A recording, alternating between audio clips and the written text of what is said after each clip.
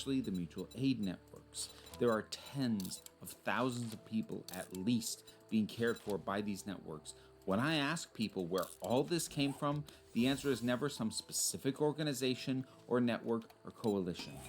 Organizations, networks, and coalitions are part of this, absolutely. But the core of the resistance is just neighborliness. I cannot emphasize the decentralization of these networks enough. Decentralized networks are harder to infiltrate and harder to destroy. This movement is not leaderless, but leaderful.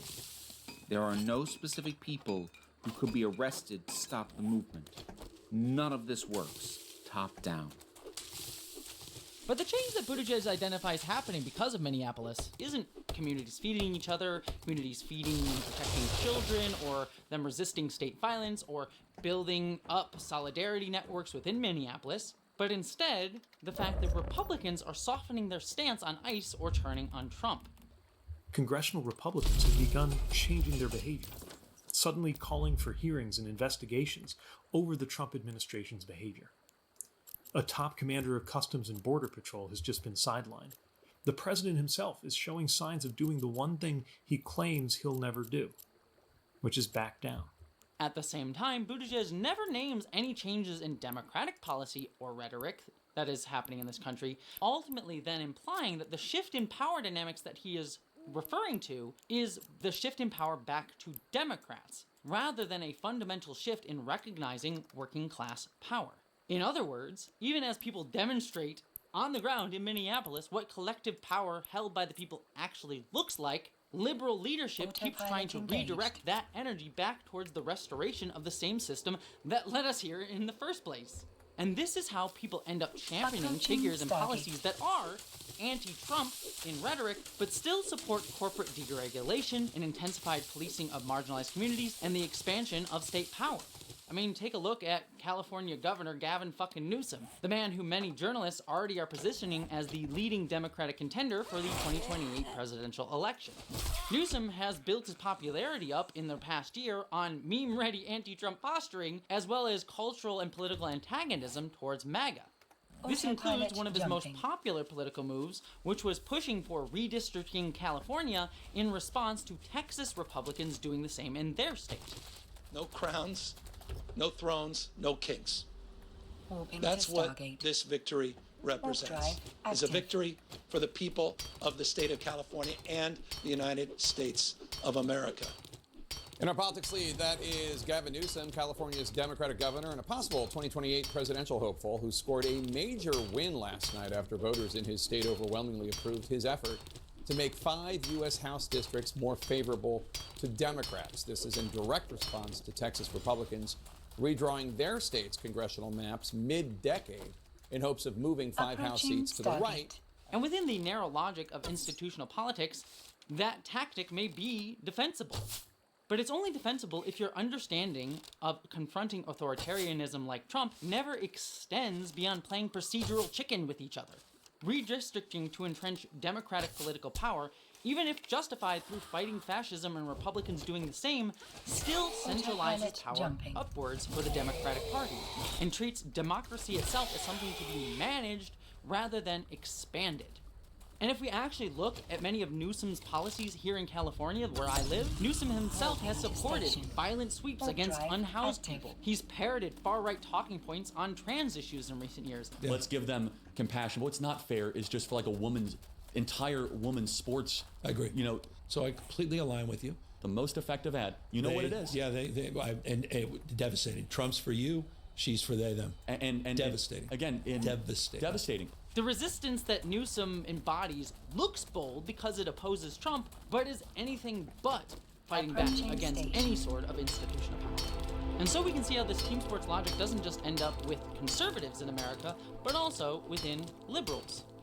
And that team sports logic then pushes political liberals to police themselves, attacking any deviation from institutional politics and reinforcing the very hierarchies that liberalism claims, at least rhetorically, to oppose. We can see this in how, during the 2024 election cycle, liberal discourse routinely framed any criticism of the Democratic Party as helping Trump. Take, for example, when singer Chappell Roan criticized Kamala Harris over her support for Israel, as well as her rhetoric around trans people. I have so many issues with our government in every way, she says. There are so many things that I would want to change, so I don't feel pressured to endorse someone. There is problems on both sides, and I encourage people to use your critical thinking skills. Use your vote. Vote small. Vote for what's going on in your city. The change she wants to see in the U.S. is this election year, she says, instantly is trans rights. They cannot have cis people making decisions for trans people, period. Many liberals dogpiled Roan and accused her of secretly supporting Republicans, shutting down a needed conversation that she was trying to spark about Democrats abandoning Palestinians and trans rights. Hear it from my mouth, if you're still wondering. No, I'm not voting for Trump. And yes, I will always question those in power. I'm sorry that you fell for the clickbait.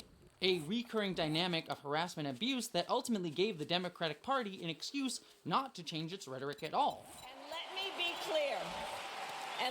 be clear, I will always stand up for Israel's right to defend itself, and I will always ensure Israel has the ability to defend itself.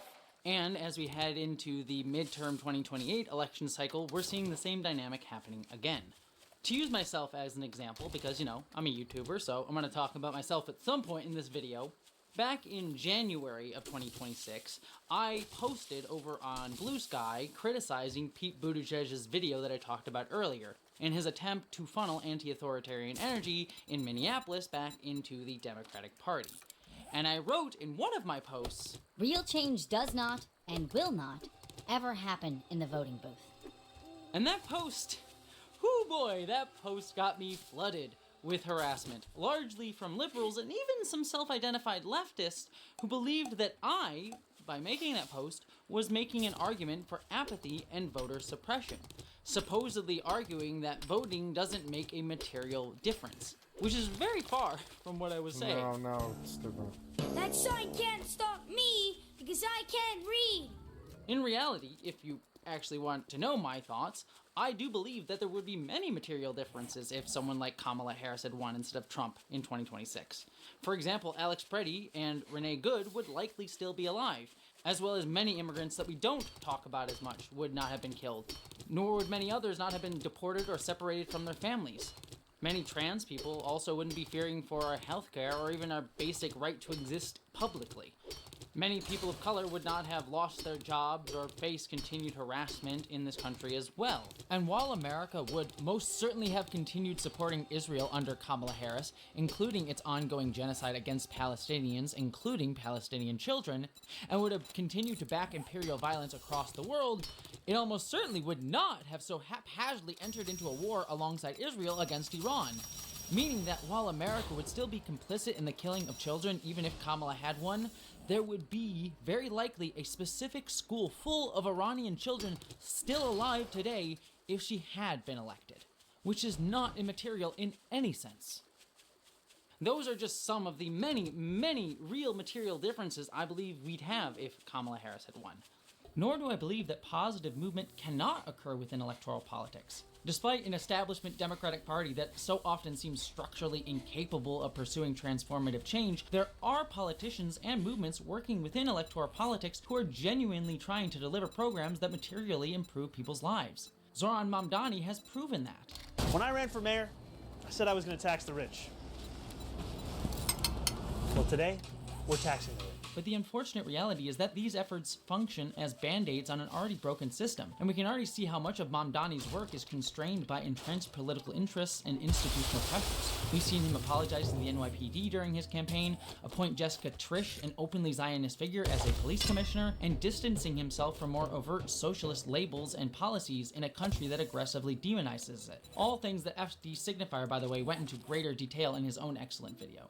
That's what I was actually trying to say with my post. Not that voting or electoral politics is meaningless, but that the system itself disciplines and absorbs even its most ambitious reformers and continually narrows the horizon of what's possible in order to preserve the underlying systems of exploitation and capital. Voting does not dismantle the systems that produce all of this violence in the first place. At the very best, Democrats, if they had won, would just put it on a slow burn rather than extinguishing it. What I was ultimately arguing for was not apathy, but recognition that we have other forms of power. Power such as mutual aid, labor action, and community defense. All things that we are seeing right now in Minneapolis. We have power that can exist within our communities, rather than being delegated upwards to politicians or institutions who rarely share our material interests. So if people hear the phrase, real change doesn't happen in the voting booth, and interpret it as an argument for apathy, they're ultimately revealing how deeply institutions have shaped their political imagination. So many people in America see electoral politics as the only legitimate form of political agency. So much so that change and power doesn't feel real unless institutions validate it, which makes other, more fluid forms of holding power terrifying to them, or even inconceivable and recognizable as holding power. We lost so many of our organizing spaces over the last few decades, like the factory floor, where we could see our shared struggles against racial, gendered, citizenship, sexual, and ableist divides. So we so rarely now get the chance to recognize our ability to organize and hold our own power anymore, outside of the spaces that are regulated for us by the state. And that fear that people have often gets turned into anger and redirected towards trans people, BIPOC communities, immigrants, disabled people, and numerous other marginalized groups who are often the first to recognize and point out explicitly that neither party in America is structurally designed to keep us safe in the first place. And that dynamic helps explain why support for LGBTQ rights has eroded here in America, even in blue states, and why misogynistic and ableist language has begun to creep back in, even into leftist rhetoric. I mean, I've been seeing the R slur all over the place, as well as why harassment keeps pushing trans people, women, and BIPOC out of many of these leftist spaces, despite many of them arguing that they're trying to stand up for trans people. It also warns the marginalized people who stay within these spaces to shut up, get in line, or you're going to be the next to be abandoned. And all of this happens because it's easier for people to feel a sense of control when they attack marginalized people that they have some level of power over, who are raising uncomfortable truths, rather than confront how limited our political imaginations have become and how little we can do within the avenues that are presented to us as the only way that we can hold power. Our political imagination has narrowed so much that simply fighting back against anyone feels revolutionary, and we end up violently reinforcing the same hierarchies that we think we're fighting. All of this is ultimately the work of propaganda. Anarchism, which, generally speaking, is the belief that we do not need a state to hold power and can instead rely on a decentralized bottom-up approach to do so, has almost always been treated as uniquely dangerous to authoritarian regimes, especially when it gains real traction. At the turn of the 20th century in the United States, anarchists like Emma Goldman were gaining national popularity, not just by arguing for the abolition of the state, but because they were advocating for forms of community and individual autonomy that struck a chord at the foundations of American capital and social control. They organized around issues like birth control, labor issues, anti-militarism, and anti-draft politics during World War I, as well as the abolition of prisons. And these ideas were spreading among workers, immigrants, and racialized communities in the United States. And they helped fuel some of the most organized labor uprisings in the country, such as the 1892 Homestead Strike, which the government violently crushed with the Pennsylvania militia. Much of anarchist organizing led not only to labor action, but real community-based programs like Planned Parenthood, which was created by Margaret Sanger, who herself would go on to later hold deeply harmful views on eugenics, but whose work creating Planned Parenthood was heavily shaped by the rhetoric of contemporary anarchists like Emma Goldman, who was one of the first to frame birth control and women's health as a central working class issue that would give more power to the working class by enabling women not to be forced into motherhood and unpaid domestic labor. And this rising influence of decentralized community-held power politics began to spark a massive propaganda and legal crackdown campaign in the United States. It's ultimately why the FBI and people like J. Edgar Hoover began targeting those that they saw as labor organizers who they thought were radical movements going to tear down the United States government. It ultimately led to laws like the Immigration Act of 1903, which explicitly targeted anarchist ideology as a reason to exclude people from being able to immigrate to the United States, and also called for the deportation of any anarchists living in the United States that were non-citizens. This, by the way, is a very similar dynamic that we're seeing today, where many Palestinian activists are being targeted for deportment by the Trump administration. On top of that, World War I era anti-espionage legislation would often equate anarchism as an ideology with treason against the state during wartime, which ultimately gave the government sweeping surveillance and repression powers to use against anarchists. The American state didn't treat anarchism as a political philosophy that was welcomed within America's liberalist ideals of allowing anyone to speak their mind, but was instead framed as a contagious threat to the American state that needed to be quarantined and actively hunted down. And part of this propaganda campaign also helped to perpetuate one of the most persistent myths about anarchism, that anarchism is synonymous with chaos. Because without rigid power structures, surely society would just collapse into Mad Maxian-style chaos. We need institutions to make sure that we stay in line and care about each other. Obligations only make sense in the context of persons, but not just any persons. There has to be one person who has the appropriate authority to issue commands. And in the same way, the theist wants to say, look, we have obligations. We have moral obligations because there is an appropriate authority that stands behind the moral commands that we discover in this universe.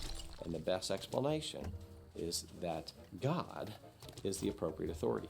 And so that's why moral obligations, the theist would argue, it only makes sense in the context of the existence of God. Take Alfred Hitchcock's 1936 film Sabotage, which was a British film, but also reflective of many of the attitudes that were happening in America and Britain at the time. It was a movie that reduced anarchists to hollow, bomb-throwing conspirators rather than political thinkers with an active ideology. And it's led to more modern films like The Dark Knight Rises, a movie which borrowed imagery and rhetoric from the Occupy Wall Street movement in order to recast those ideals as simply nihilistic terrorism bent on the senseless destruction of an American city like Gotham. We take Gotham from the corrupt, the rich, the oppressors of generations who have kept you down with myths of opportunity, and we give it back to you, the people. Gotham is yours. None shall interfere. Do as you please. But start by storming Blackgate and freeing the oppressed! Hell, one of my favorite interviews with Christopher Nolan is where he mentions the fact that he finds anarchism to be terrifying, and it very much shows in his movies.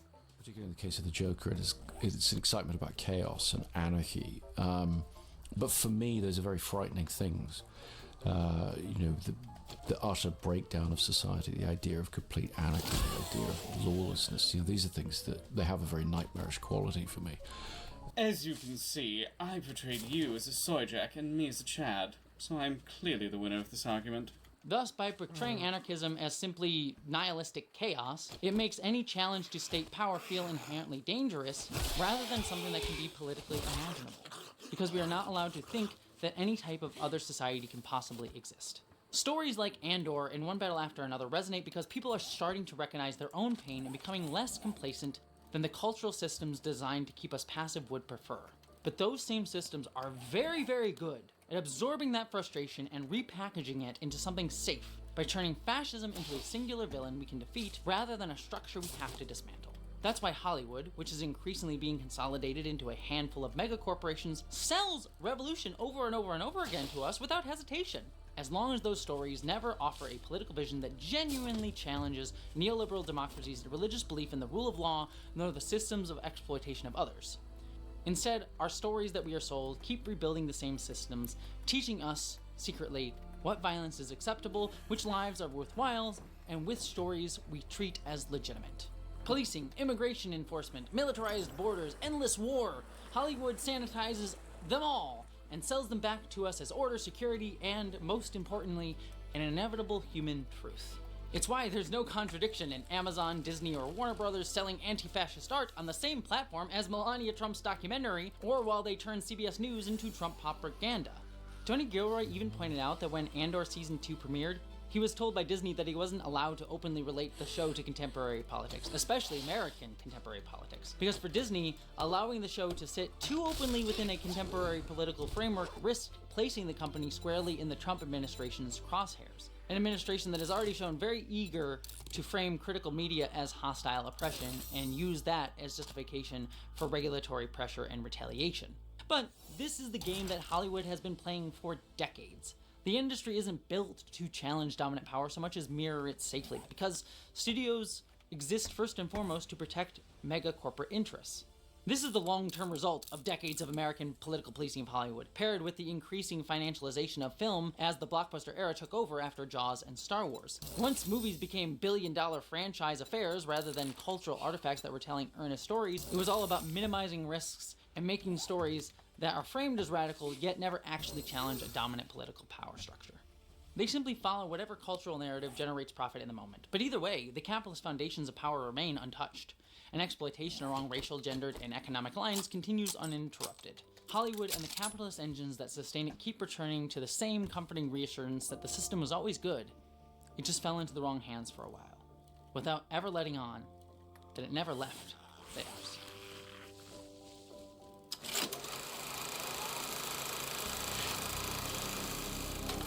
Yet Star Wars Andor itself offers a fascinating representation of much more nuanced revolutionary debates around anarchism.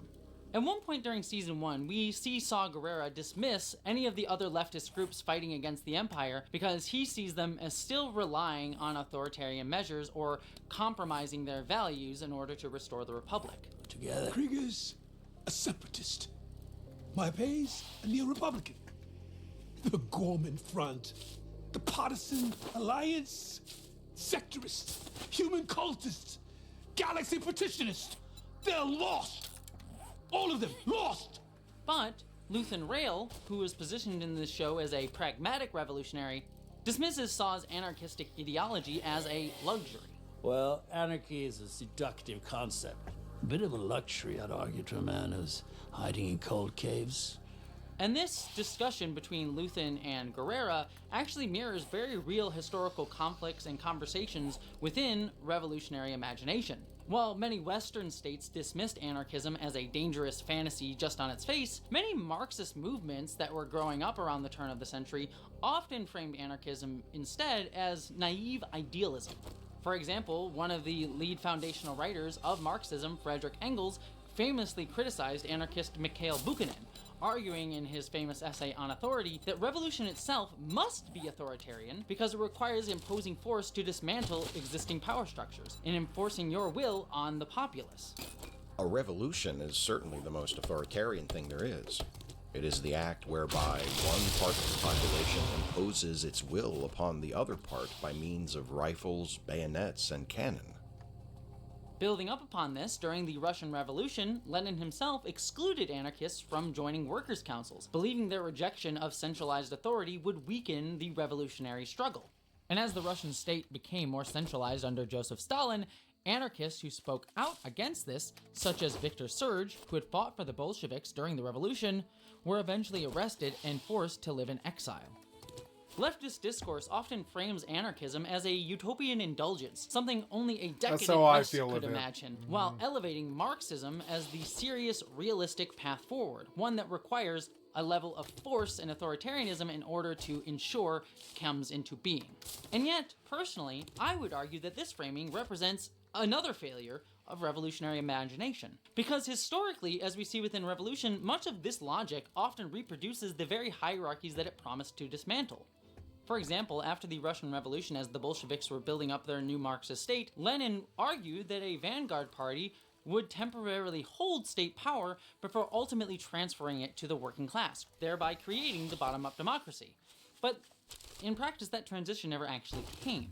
Instead, power began to be consolidated under Stalin's regime into a more centralized authoritarian state that was built on surveillance, repression, and endless temporary emergency measures that increased state control that were all justified through anti-fascist and anti-Western imperialist rhetoric. A mirror of how the United States itself would justify its own authoritarian expansions through Red Scare fear around the Soviet Union during the Cold War. And that repression by the Soviet Union frequently targeted political rivals through weaponizing the very hierarchies and biases that revolutionaries sought to dismantle. Take, for example, how Stalin's regime weaponized the fear of homosexuality, promoting conspiracy theories around it. To quote one of Stalin's secret police chiefs, Genrik Yagoda, the supposed existence of, quote, counter-revolutionary fascist homosexual networks was used to justify arrests and purges of Stalin's political rivals within the Russian government that were seeking power to rule over others and each other.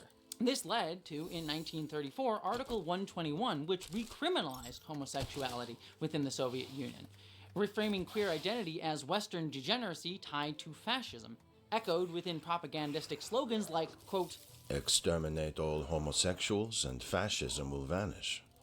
Meanwhile, movements were made to promote Russian women as needing to make more babies for the state, which resulted in more reproductive control over women's autonomy, all under nationalist propaganda and Marxist aesthetics.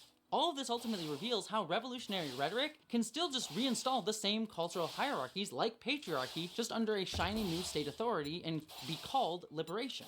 And we still see the limits of this revolutionary imagination today. Many contemporary leftists here in the United States continue treating movements that seek decentralized community power as their ultimate goal as unserious compared to movements that seek to create a centralized state authority that will enforce Marxist ideals, arguing that real change requires rallying behind authoritarian revolutionary movements in order to enact that change. Take YouTuber Second Thought, who argued this very thing. The left is already on the back foot, and we have been for many, many years. This is why it's frankly absurd how much infighting goes on among the left. Social Democrats sniping at tankies for being authoritarian doesn't do the movement any good. Funnily enough, the label authoritarian is only ever applied to successful socialist projects. The ones that failed were somehow more pure.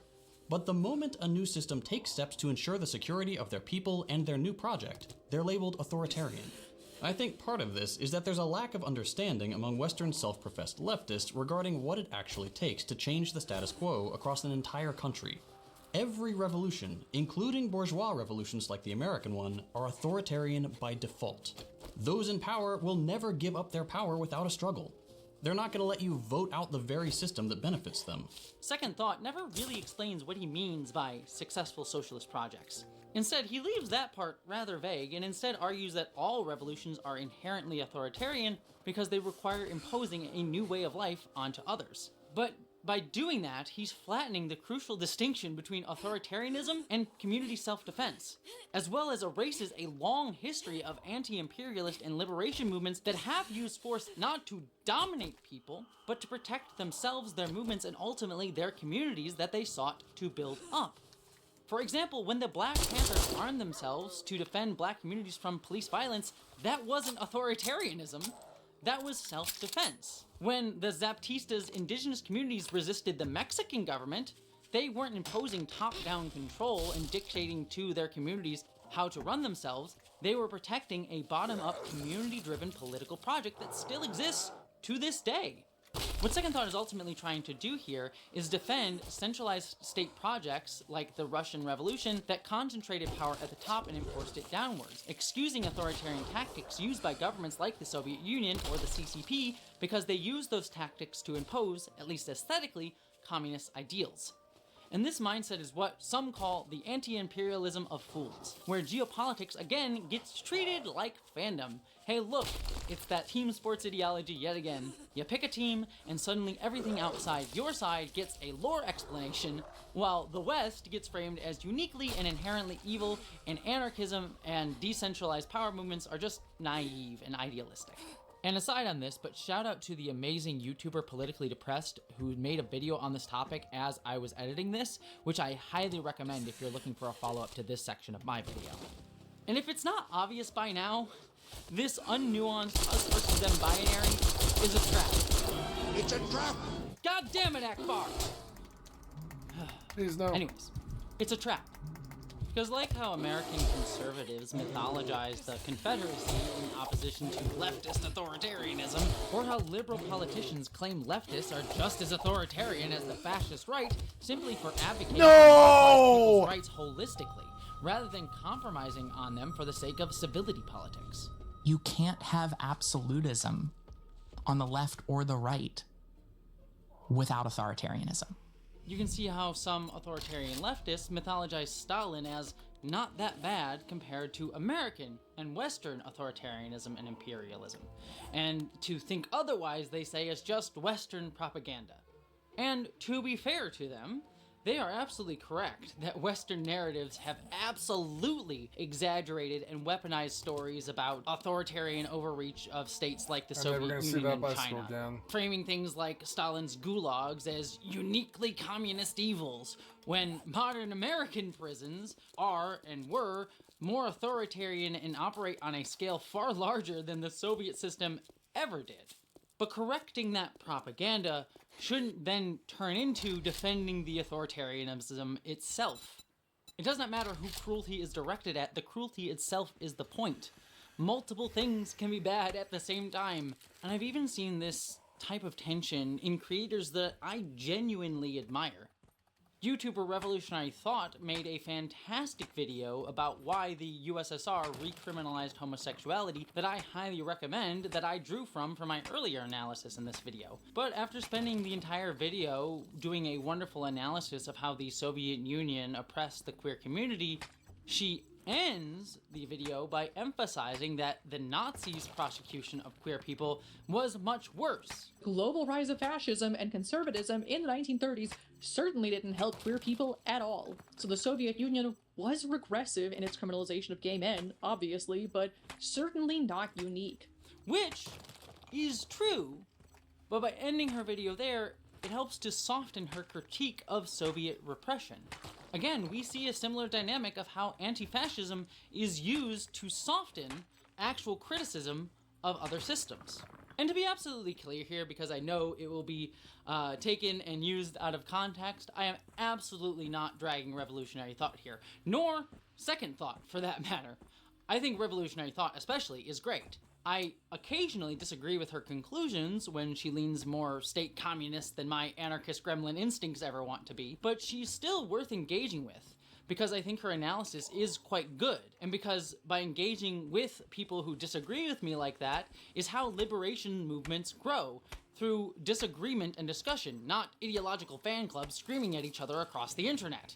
Ultimately, if we're going to be organizing against not just fascism, but the ways in which the liberal state fails our communities, we're going to be working with people who we don't always agree with leftists who believe in a centralized state, or, more likely oftentimes, liberals who just want to return to normalcy or believe in the system. The goal then should be to meet people where they're at, talk with them, and start to open up for them other ways that they can see the world can exist, rather than trying to force a way of seeing the world on them that they're just always going to reject regardless. It's a long process and it won't always work, but sometimes you can help reorient people away from neoliberal or state-centered thinking and toward something else. Have them think about the way the world can exist in new ways. But, and this is equally as important, that only works with people who are actually willing to organize with you, who show up and do the work alongside you. Big tent, quote-unquote, politics can't mean capitulating on your values, the way many institutional liberals often do, as they chase some mythical centrist voter and treat politics like a narrow slider within neoliberalism. The point is to build coalitions and structures that materially support and organize both with and for the most marginalized people in your community, not pressure them to acquiesce.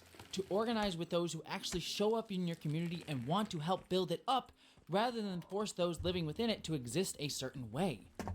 That's why I personally would rather organize with people like Revolutionary Thought or my friend Steve Shives, who is a self-professed reformist liberal, because even if I disagree with their ultimate end goals, they've shown me that they'll fight alongside me as a trans person. They uphold my humanity, push back against transphobia when they see it, and actually show up to do the work not just for trans people, but for all people. That willingness to do more than just say the right things, to actually put something on the line, matters more than teaming up with the loudest revolutionary leftist who talks about strength and authority while treating the most at-risk people like an afterthought. And you know the type that I'm talking about there. Believe me, there's a lot of them on YouTube alone.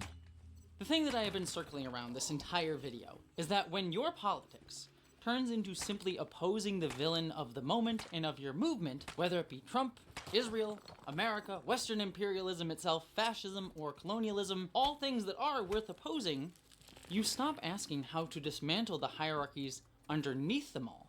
I mean, personally, I believe this is why I've seen a huge rise in things like trans misogyny in leftist spaces online recently.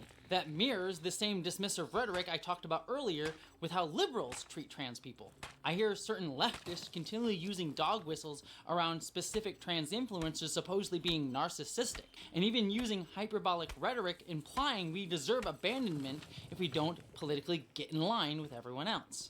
This isn't to say that trans people or any marginalized people are immune from criticism. I have my own criticisms of many trans influencers, even within leftist spaces. But that to police that through dog whistles and reinforcing trans misogyny ultimately is going to be antithetical to your political project.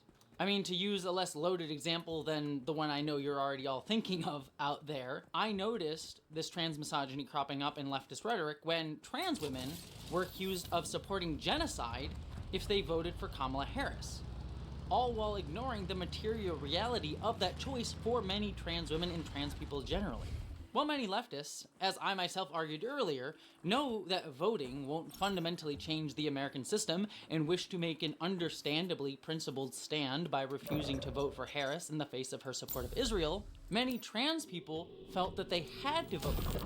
But it wasn't because they supported her American imperialism, nor that we thought she was ever going to be a staunch defender for trans people, as we had already seen signs of her capitulating on trans issues during her campaign, but because it was a coerced survival decision shaped by the very real threat of escalating attacks against trans healthcare and our bodily autonomy that was being threatened by the possibility of a second Trump administration. Something we are now currently seeing unfolding, as the Lemkin Institute itself has even warned that the US is in the early to mid stages of a genocidal process that is targeting trans, non-binary, and intersex people.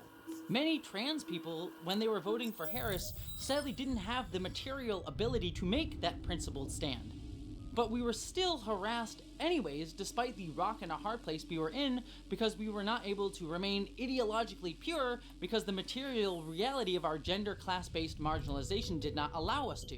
With no leftists giving us the grace to recognize that we did not vote for our ideology, nor to abdicate our power or even change the system, but for the conditions that we wanted to organize under as trans people. Voting in a liberal democracy is simply choosing your preferred foe, not a champion of your ideals, as well as for the conditions you and those you are in solidarity with organize under. Because when people are just trying to survive under constant threat, it can breed anger and isolation, as we're currently seeing, which is not the kind of fertile ground organizing needs. And treating marginalized communities' concerns as secondary to your ideological purity. Real change happens in the streets.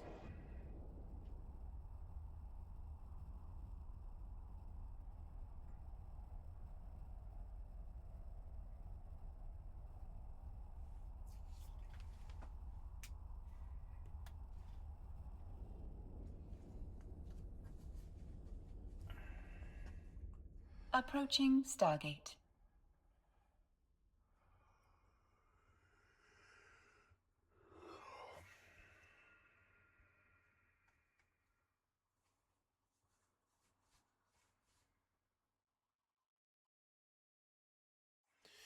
Okay, guys, I'm tired and I'm going to go to bed.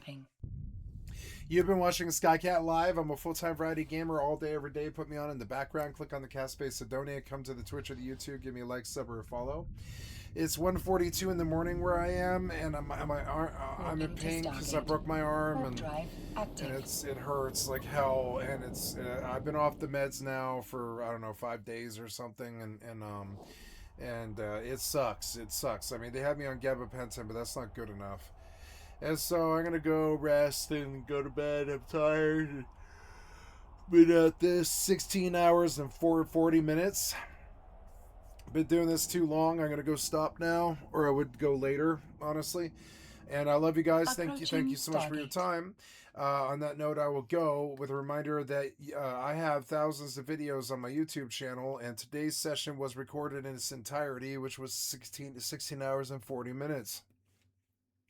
I'm going to stop this recording now so I can post it to my channel, and I will publish in the morning, but I am going to I'm going to title in the morning, but I'm going to publish now. So this recording will